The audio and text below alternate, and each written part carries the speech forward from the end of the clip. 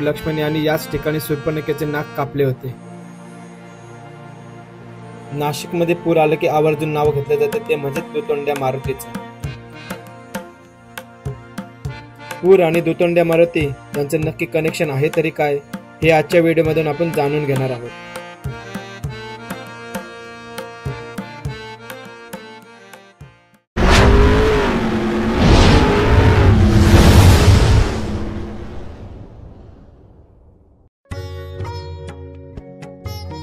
नाशिक हे मंदिरांचे शहर मानले जाते।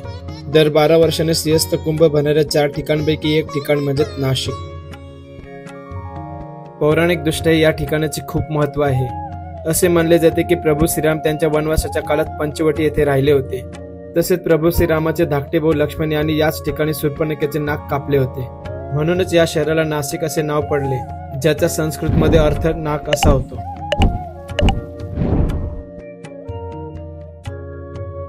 नाशिक हे केवळ पर्यटनासाठी नाही, तर ते तुम्हाला स्वतःसाठी एक आनंददायी क्षण शोधण्याची संधी देखील देते। नाशिक शहरातून गोदावरी नदीच्या काठावर अनेक मंदिरे आहेत।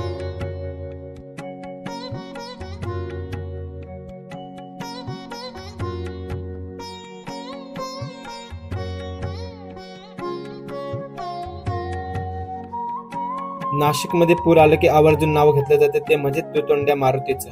पावसाळ्यात दुतोंड्या मारुतीला पाणी लागलं का अशी चर्चा होत असते ती प्रत्येक नाशिककरांची। पूर आणि दुतोंड्या मारुती यांचे नक्की कनेक्शन आहे तरी काय,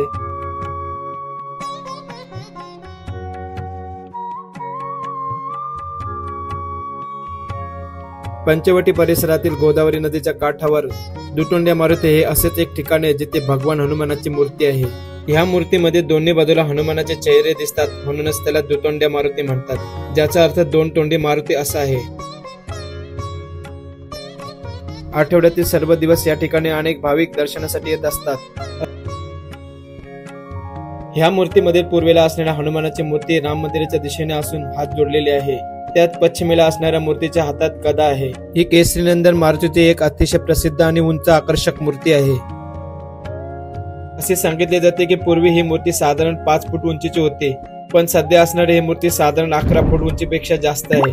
1942 मध्ये या मूर्तीची प्राणप्रतिष्ठा करण्यात आली होती। या मूर्तीच्या पूर्वेकडची बाजू शंकर परदेशी यांनी तयार केली होती, तर पश्चिमेकडील मूर्ती नथुराम भोरी यांनी तयार केली होती असे सांगण्यात येते। ज्यावेळी 1940 मध्ये नाशिकमध्ये पूर आला होता, तेव्हापासूनच या दुतोंड्या मारुतीचा पुराशी संबंध जोडला गेला असे देखील सांगण्यात येते। दुतोंड्या मारुती हे गोदावरी नदीच्या पुराचे पाणी मोजण्याचे नाशिककरांचे खास प्रमाण आहे।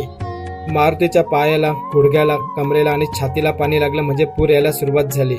नाशिकमधील पूरस्थिती लक्षात घ्यायची असेल तर दुतोंड्या मारुती त्याचा मापदंड मानला जातो। त्याचप्रमाणे अख्खा मारुती जर पाण्यात बुडाला तर धोक्याची परिस्थिती निर्माण झाली असे सांगितले जाते। यापूर्वी 1972च्या पुरात दुतोंड्या मारुती पुराच्या पाण्यात अख्खा बुडून पुराचे पाणी नारू शंकराच्या मंदिरावरील घंटेला लागलं होतं, अशी आठवण गोदावरीला पूर आला की आवर्जून सांगितली जाते।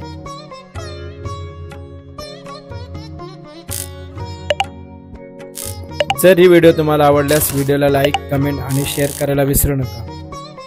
लवकरच भेटू एका नवीन व्हिडिओमध्ये। तोपर्यंत जय हिंद, जय महाराष्ट्र, जय जिजाऊ, जय शिवराय। बोला हर हर महादेव।